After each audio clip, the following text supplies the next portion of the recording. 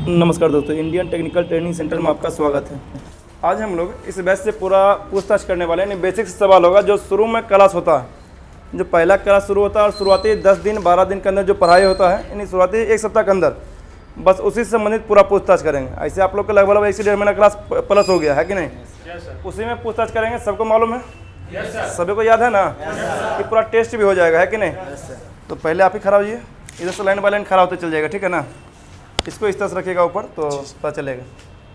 AC का पर क्या काम है? कहीं पे एसी लगाते हैं तो कुछ ना कुछ काम करता तभी एसी लगाते हैं जी। एसी लगाने का क्या फ़ायदा? जी सर, एसी लगाने का काम हमारा 3 गो होता है। जैसे एक रूम का जो टेम्परेचर है उसको कंट्रोल करना, और जो हमारा नमी है उसको कंट्रोल करते हैं, और जो हमारे आसपास सराउंड में जो गंदगी होता है उसको फिल्टर करते हैं। बात समझ में आया सबको? एसी का आपका 3 काम रहेगा। एक टेम्परेचर कंट्रोल करना, ये नहीं बोलना ठंडा करना, सिर्फ टेम्परेचर कंट्रोल करना। दूसरा काम रहेगा कि जो हवा मौजूद धूल कण है, गंदगी है, एयर फिल्ट्रेशन। तीसरा काम रहेगा हवा मौजूद जो पानी है, नमी है, उसको कंट्रोल कम करना, जो चिपचिपापन होता है ना, ये चीज़। बात समझ में आया? आगे बढ़ाइए।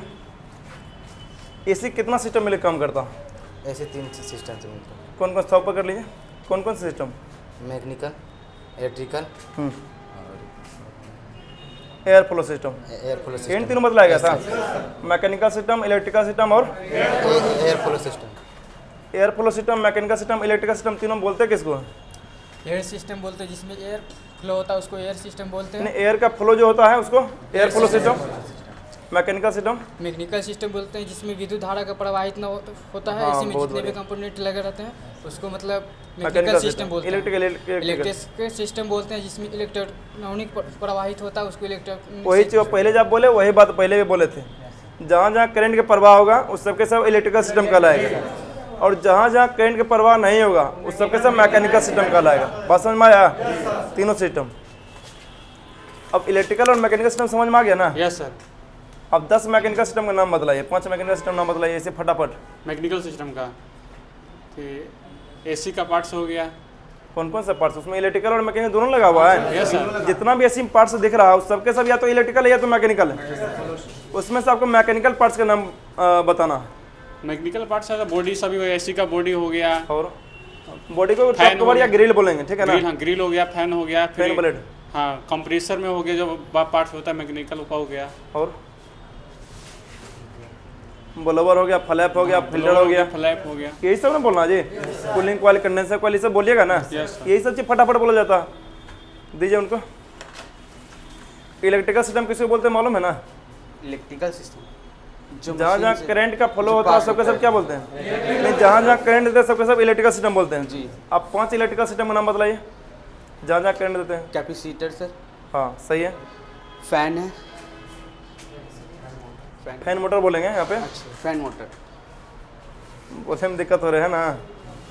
यहाँ पर फैन रजिस्टर हो गया, कैपेसिटर हो गया जी, फ्यूज हो गया, ये सब काची है, रिले हो गया, ये सब काची है, सब इलेक्ट्रिकल सिस्टम, पीसीबी हो गया। यही सब ना बोलना जी। ये सब पूरा याद रखना होता। आगे बढ़ाइए। अब पूरा आप लोग मैकेनिकल सिस्टम समझते हैं, उसी में से एक भाग है रेफ्रिजरेशन साइकिल, क्योंकि इसी के साथ पूरा AC, fridge, diffuser, water cooler सबके सब इसी कारण पूरा कंप्लीट हो पाता, चल पाता, ठंडा कर पाता, गर्म कर पाता, है कि नहीं? तो रेफ्रिजरेशन साइकिल में कौन कौन सा पार्ट्स आता है? पहले कंप्रेसर आता है, हाँ, उसके बाद कंडेंसर कॉइल आता है, बिल्कुल, उसके बाद फिल्टर आता है, ठीक है, उसके बाद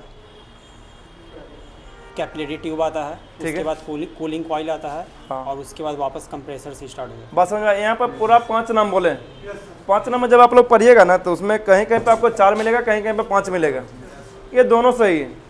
4 कंपलसरी है, 5वां जो फिल्टर है ये ऑप्शनल है, मतलब इसको बोल भी सकते हैं और नहीं बोल सकते। कारण आप लोग जो बेसिक प्रैक्टिकल पूरा किए हुए हैं उसमें देखेंगे कहीं पे फिल्टर लगा हुआ, कहीं पे फिल्टर नज़र नहीं आएगा। तो फिल्टर ऑप्शनल होता है। उसमें कंप्रेसर क्या काम होता है मालूम है? कंप्रेसर का काम, हाँ,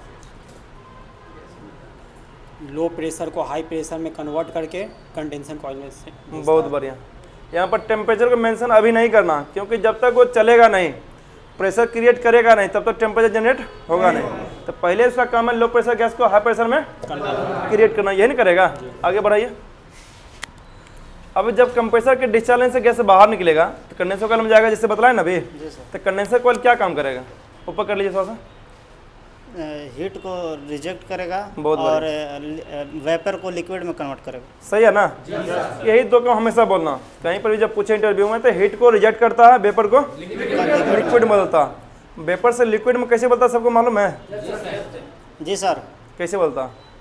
वो एक वहाँ पे पतला सा मतलब पाइप रहता है, कैपिलरी ट्यूब रहता है, जो मतलब गैस को प्रेशर मतलब ज़्यादा होता है तो वो लिक्विड में ऑटोमेटिक बदलने लगता है। यहाँ पर मेन पॉइंट यही बोलना है, ऐसा नहीं जैसे यूट्यूब पे इस मामले में अगर वीडियो देखेगा ढेर सारा तो लगभग वीडियो आपको गलत मिल जाएगा। घुमा घुमा ठंडा करना बिल्कुल गलत हो जाता। बात समझे? ठंडा की वजह से यहाँ पर लिक्विड में नहीं होता। मेन लिक्विड में कन्वर्ट होने का मेन कारण क्या है? High pressure. हाई प्रेशर की वजह से फिल्टर के पास वेपर से लिक्विड में कन्वर्ट होता। बाकी हीट को रिजेक्ट करना, जो इंडोर से हीट आता है उसको हीट को यहाँ से बाहर निकाला जाता। बात समझ में आया कि नहीं? बाकी बिल्कुल सही है आपका। आगे बढ़ाइए। कंडेंसर कॉइल समझ में आ गया ना? कंडेंसर कॉइल बताता है फिल्टर। फिल्टर क्या काम है? फिल्टर का काम है गंदगी को छानना। नाम से मालूम पड़ रहा है। यहाँ पर आप लोगों को जब आपसे पूछा जाए जो फिल्टर ड्रायर होता है मैकेनिकल सिस्टम का, यहाँ पर फिल्टर का नाम भी बोलना होता है। फिल्टर ड्रायर बोलिए, या यहाँ पर जो एक फिल्टर होता है एयर फिल्टर। एयर फिल्टर हम लोग को क्या चाहिए था? हवा को शुद्ध करने के लिए बाहर से लगाया था। जो फिल्टर ड्रायर है या स्ट्रेनर बोलते हैं, वो मेरा रेफ्रिजरेशन साइकिल के एक पार्ट्स होता। बात समझे कि नहीं? और जो फिल्टर ड्रायर होता है और वो जो प्रॉपर काम करता है उसमें आप लोग क्या बोलना, यहाँ पर दो काम बोलना हमेशा। पहला काम क्या बोलना है कि जो गैस के साथ में मतलब रेफ्रिजरेंट के साथ में जो एयर चल रहा है और उसके साथ जो भी पार्टिकल के रूप में धूल कण गंदगी चल रहा है, फिल्टर ड्रायर के अंदर भरा होता है सिलिका जेल, वो उसको ऑब्जर्व कर लेता यानी कि सोख लेता। उसके बाद जो है पहला काम तो ये हो गया जो धूल कण गंदगी के रूप में यानी कि क्या बोलते हैं कण के रूप में जो चलेगा उसको रोक लेगा। और दूसरा काम क्या करेगा? जो मॉइस्चर के रूप में चलेगा, यानी वो गंदगी क्या बोलते हैं कण के रूप में नहीं है, पानी की तरह, हवा की तरह, उसमें जो गंदगी चल रहा है ये क्या बोलते हैं नमी, पानी की मात्रा, जैसे हवा है यहाँ पानी नहीं दिख रहा है लेकिन पानी की मात्रा यहाँ पर बहुत ज़्यादा, इतना पानी के यहाँ पर सबको नहा सकते हैं। आगे बतलाएंगे कैसे है। उसको क्या करता है ये उस नमी को अपना अंदर ऑब्जर्व कर लेता। बात समझे कि नहीं? ये फिल्टर काम रहेगा। आगे बढ़ाइए। अब फिल्टर के बाद क्या आता है? कैपिलरी ट्यूब क्या काम है? गैस को कंट्रोल करना, प्रेशर को कंट्रोल करना। यहाँ पर डायरेक्टली ये नहीं बोलना कि आगे प्रेशर बढ़ाता है पीछे प्रेशर घटाता है, चाहिए भी मतलब एक काम को बोलने की जरूरत नहीं है। मेनली से काम है आगे प्रेशर को घटाना, पीछे प्रेशर को बढ़ाना। तो हम लोग डायरेक्टली एक लाइन में क्या बोलेंगे? प्रेशर को कंट्रोल करना, यही नहीं बोलेंगे। अब प्रेशर जो कंट्रोल कैपिलरी ट्यूब में यहाँ पर दूसरा नाम क्या है इसका? Expansion bulb. हाँ expansion bulb. Expansion bulb capillary tube को ही एक्सपेंशन बल्ब बोलते हैं। कंफर्म? कैपिलरी ट्यूब को एक्सपेंशन बल्ब नहीं बोलते हैं। हाँ ऐसे नॉर्मली बोलते हैं, ऐसे कैपिलरी ट्यूब एक्सपेंशन बल्ब दोनों अलग अलग चीज़ें। कैपिलरी ट्यूब जो काम करता है वही काम एक्सपेंशन बल्ब भी करता है। लेकिन जब हम दुकानदार से एक्सपेंशन बल्ब मांगेंगे, अगर एक ही चीज़ के दो नाम है तो हम दोनों में से कोई भी नाम बोलेंगे तो एक ही सामान देगा निकाल करके। अगर हम दुकानदार को बोलेंगे एक्सपेंशन बल्ब दिए तो वो एक्सपेंशन बल्ब देगा, कैपिलरी ट्यूब बोलेंगे तो कैपिलरी ट्यूब देगा, यानी कि दोनों दो चीज़ें, दोनों दो सामान है। बात समझे कि नहीं? एक्सपेंशन बल्ब कितने टाइप होता है? दो टाइप का। नॉर्मली ये 4-5 टाइप होता है। एसी हम लोग को 2 टाइप का मिलता है, उसमें से भी एक टाइप ज़्यादा मिलता है इलेक्ट्रॉनिक एक्सपेंशन बल्ब EEB, और एक होता है थर्मोस्टेटिक एक्सपेंशन बल्ब जो काफ़ी कम मिलता है। और ये थर्मोस्टेटिक एक्सपेंशन बल्ब है या फिर इलेक्ट्रॉनिक एक्सपेंशन बल्ब है, ये काम क्या करता है? गैस को कंट्रोल करना है, प्रेशर को। तो वहाँ पर कैपिलरी ट्यूब के स्थान पे एक्सपेंशन बल्ब भी काहे लगा हुआ? क्योंकि वही साइड बोलने दीजिए उनको, बोलने लगा हुआ, उससे उन्हें चाल ज़्यादा होगा कंप्रेसर का, उससे कारण उसका भी कंट्रोल होगा कम। यहाँ पर बढ़िया समझना कि कैपिलरी ट्यूब है ना, एक लिमिट में प्रेशर जितना सेट कर दिया उतना ही प्रेशर कंट्रोल करेगा। जी सर। लेकिन अगर एक्सपेंशन बल्ब वहाँ पर लगा हुआ है तो सेट टेम्परेचर, रूम टेम्परेचर, बाहरी टेम्परेचर सबके आधार पर उस प्रेशर को कम या ज़्यादा खुद एक्सपेंशन बल्ब कर सकता। बात समझे कि नहीं? सिग्नल के आधार पर कंप्रेसर की स्पीड जैसा बढ़ेगा घटेगा उसके हिसाब से कैपिलरी ट्यूब ये एक्सपेंशन बल्ब खुद प्रेशर कंट्रोल करेगा, लेकिन कैपिलरी ट्यूब ऐसा नहीं कर पाएगा। वो लिमिट में लगा हो, लिमिट में ही प्रेशर कंट्रोल करेगा हमेशा। बात समझ में आए? एक्सपेंशन बल्ब अलग हो गया, ये कैपिलरी ट्यूब अलग हो गया, लेकिन लगभग काम दोनों का एक ही है। आगे बढ़ाइए उनको। कैपिलरी ट्यूब के बाद गैस कहाँ जाता? कैपिलरी ट्यूब के बाद कूलिंग कॉइल में, क्योंकि कंप्रेसर से कंडेंसर कॉइल, कंडेंसर से फिल्टर, फिल्टर के बाद कैपिलरी ट्यूब, कैपिलरी ट्यूब के बाद कूलिंग कॉइल। कूलिंग कॉइल क्या काम है? थोड़ा ऊपर कर लीजिए। कूलिंग कॉइल का काम है ये रूम के अंदर नॉर्मल भाषा में क्या बोलते हैं कूलिंग कॉइल काम? कूलिंग कॉइल काम है कूलिंग करना, यही नहीं बोलते हैं? लेकिन प्रॉपर ये सही नहीं है। कूलिंग जैसे कंडेंसर कॉइल बोलते हैं, कंडेंसर कॉइल काम क्या है? हीट को रिजेक्ट करना, वेपर से लिक्विड में बदलना, ये बोलते हैं ना। जब कूलिंग कॉइल की बात आएगा तो कूलिंग कॉइल के बाद क्या बोलना है? लिक्विड से वेपर में बदलना, दूसरा हीट को ऑब्जॉर्ब करना। कूलिंग कॉइल का है हीट को ऑब्जॉर्ब करना। डायरेक्टली हम लोग बोलते हैं कूलिंग करना, कूलिंग करना नहीं, हीट को ऑब्जॉर्ब करना। कैसे? रूम में जो गर्मी है, मान लीजिए कूलिंग क्या करेगा? कूलिंग मतलब ठंडा, मतलब ये होता है भाई माइनस में टेम्परेचर। आपसे अगर पूछ दे यही चीज़ दूसरा भाषा में, एसी और फ्रिज में क्या अंतर है, तब क्या बोलिएगा? फ्रिज भी ठंडा करता है, एसी भी ठंडा करता है? नहीं। एसी जब हम लोग करते हैं एसी में तो मिनिमम 16 डिग्री, जब 16 डिग्री पर सेट किए तो 16 डिग्री पर आ भी गया रूम का टेम्परेचर, लेकिन 16 डिग्री अभी भी रूम क्या है? गर्म ना है। तो एसी बोलते हैं रूम का टेम्परेचर कंट्रोल करता, जितना आप सेट करें उसके हिसाब से। लेकिन फ्रिज में उसका टेम्परेचर माइनस में जाता, वो ठंडा होता है ना जी, बर्फ। तो फ्रिज का है ठंडा करना, एसी का है टेम्परेचर को कंट्रोल करना। बात समझ में आए ये चीज़? तो कूलिंग जैसे कंडेंसर कॉइल को बोले हीट को रिजेक्ट करना, तो कूलिंग कॉइल का है हीट को ऑब्जॉर्ब करना। कूलिंग कॉइल हीट को अपना अंदर रखता है और तब जाकर कंप्रेसर में भेजता है, कंप्रेसर से कंडेंसर कॉइल, और कंडेंसर कॉइल उसी हीट को बाहर निकालता है। यही ना होता है? वहीं पर कूलिंग कॉइल अपना अंदर हीट को ऑब्जॉर्ब करेगा। दूसरा भाषा नॉर्मल भाषा में बोलने के लिए ये सही है, कूलिंग कॉइल काम है कूलिंग करना। इतना आदमी आसानी से समझ जाता है कि नहीं? पीछे बढ़ाइए। गैस के बारे में मालूम है ना? गैस के बारे में नहीं मालूम है मुझे। कुछ भी नहीं मालूम? क्लास सही भी नहीं करते, क्या मालूम रहेंगे? बगल में बढ़ाइए। जो एसी में गैस डालते हैं उसको क्या बोलते हैं? आर वाइट आर ये तो गैस के नंबर हो गया ना। नॉर्मली हम ब्राउन भराता है। हाँ, रेफ्रिजरेंट उसको बोलेंगे, ये ना रेफ्रिजरेंट, उसको दीजिए। जो R22 गैस अभी बोले ना, वो R22, R32, 410, 290, ये सब गैस के नंबर है जो मेरा एसी में डलाता है। ठीक है? हाँ, फ्रियोन गैस बोलेगा, फ्रियोन का ही अलग अलग है भाई, फ्रियोन का अलग अलग मिश्रण है। उसमें जो R22 गैस है, R22 गैस को क्यों बैन किया गया? जो एसी के अंदर डाला था उसी को रेफ्रिजरेंट बोलते हैं। उसी रेफ्रिजरेंट को अलग अलग नंबर आता है। जैसे फ्रियोन बोलते हैं ना, एक कंपनी हो गया, वो अलग अलग ढेर सा गैस बनाता।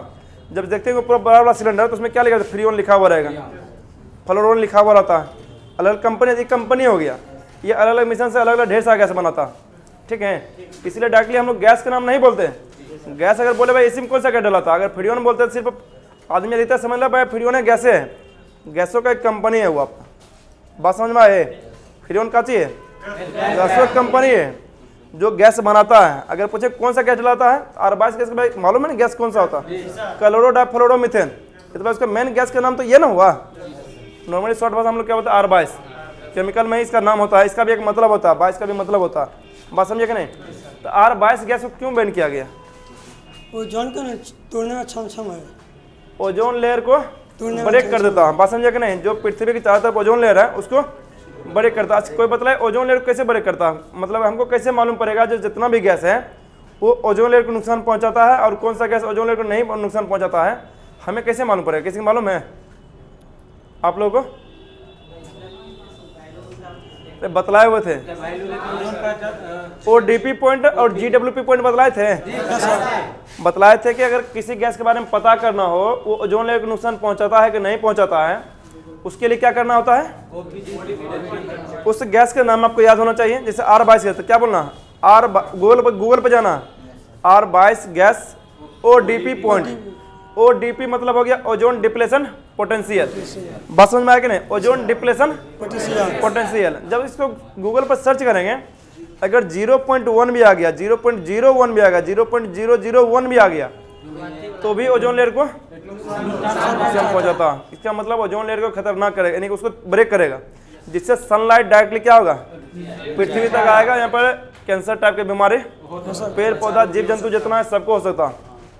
इसीलिए उस गैस को क्या किया गया? बैन कर दिया। लेकिन अभी भी मिल रहा, जो एसी 2020 से पहले बन चुका था उसके लिए गैस उपलब्ध है। जो नया एसी बन रहा है उसके लिए यानी नया एसी में गैस भर के आता ही नहीं R22 गैस। बात समझ में आए? ये चीज़ आगे बढ़ाइए। GWP पॉइंट क्या होता? GWP और किसी को मालूम है? Global warming potential. ये सब गैस के बारे में। इसी देखिए ये GWP और ODP, यही 2 पॉइंट है। इसी से आपको मालूम पड़ेगा भविष्य में ये गैस रहेगा या नहीं रहेगा। कैसे? तो ODP पॉइंट पहले डिसाइड कर देगा ये गैस चलेगा कि नहीं चलेगा। जिसका ODP पॉइंट 0 पॉइंट कुछ भी आ गया वो गैस नहीं चलेगा, भविष्य में बंद हो जाएगा पूरा। इससे R22 गैस, इससे पहले था R12, वो बहुत पहले बंद हो गया। आप नाम सुनते हैं? कोई इस्तेमाल नहीं करता इसलिए आप नाम नहीं सुनते हैं। R12 गैस चलता था फ्रिज में, बहुत ज़्यादा चलता था, अब पूरी तरीके से उसको बैन कर दिया गया। उसी तरह R22 गैस है, 20 साल 30 साल बाद इसको भी कोई याद नहीं करेगा। उसी तरह R32 410 290, इसका ODP पॉइंट 0 है, इसके हिसाब से हम लोग गैस चलेगा। लेकिन और भी इसका हानिकारक है, और भी चीज़ हानि, ठीक है भाई, ओन लेयर को नुकसान नहीं पहुँचाता लेकिन कुछ तो नुकसान पहुँचाता होगा। उसके बाद तक ग्लोबल वार्मिंग पोटेंशियल, ये क्या होता है? जो वायुमंडलीय देख रहे हैं ना पूरा, जिसमें हम लोग जो दिनचर्या में डेली कुछ भी काम करते हैं, आग जलाते हैं, कुछ भी करते हैं, गाड़ी चलाते हैं, पेट्रोल जलाते हैं, इससे क्या होता है? गर्मी उत्पन्न होता है। लगभग दिन भर में जितना भी काम करते हैं लगभग उस काम से गर्मी उत्पन्न होता है कि नहीं? और कुछ चीज़ ऐसा है कि उसके वजह से बहुत दिन तक गर्मी रहता है। उसी में जैसे हम लोग R22 32 410 गैस है, उसको जब सर्च मारिएगा कि R22 gas GWP point Google पे, उसका GWP पॉइंट दिखलाएगा। जिसका GWP पॉइंट ज़्यादा है भविष्य में उस गैस को भी धीरे धीरे क्या करेगा? बंद कर देगा। क्या है कि उस गैस का GWP पॉइंट ज़्यादा होने मतलब वो एक लेयर तैयार कर लेता ऊपर जाने के बाद, बस जमा हो जाता। अब उतना वो जमा होने के बाद क्या होता है कि जो पृथ्वी पर सनलाइट आता है, पृथ्वी के आने के बाद फिर से वो रिफ्लेक्ट होता पृथ्वी से बाहर जाने के लिए। अगर वो सनलाइट बाहर नहीं जाए तो पृथ्वी में गर्मी बहुत ज़्यादा बढ़ जाएगा। बात समझे कि नहीं? वो गैस क्या करता है? उसको रोकता है, उस लाइट को रोकता है, जिस कारण से पृथ्वी की गर्मी और क्या होगा? बढ़ जाएगा। तो जिसका GWP पॉइंट ज़्यादा है उसको भी भविष्य में क्या करेगा? धीरे धीरे कम करेगा। जब दूसरा ऑप्शन मिल जाएगा तो उस गैस को पूरी तरीके से, जैसे R22 गैस चल रहा था ना, नुकसान तक पहुंचा रहा था लेकिन चल भी रहा था, क्योंकि पहले दूसरा कोई ऑप्शन नहीं था, तब तक चल रहा था। अब जैसे दूसरा ऑप्शन मिल गया, अब धीरे धीरे इसको हटाते चल गए। ये ना होगा? इस तरह पूरा रेफ्रिजरेशन साइकिल में इतना ही कम रहेगा, जितना भी पूछे इससे अधिक कुछ रहेगा? बाकी इससे अधिक रहेगा प्रेशर संबंधित। प्रेशर संबंधित किसी और दिन आप लोग से पूछताछ करेंगे। बाकी इस वीडियो में रेफ्रिजरेशन साइकिल से संबंधित लगभग सारा जानकारी आपको मिल गया जो इंटरव्यू में पूछा जाता है कि नहीं। बाकी आपको वीडियो में इसमें क्या अच्छा लगा ये कमेंट करके जरूर बताइएगा। अगर अच्छा लगा तो लाइक और सब्सक्राइब जरूर करिएगा।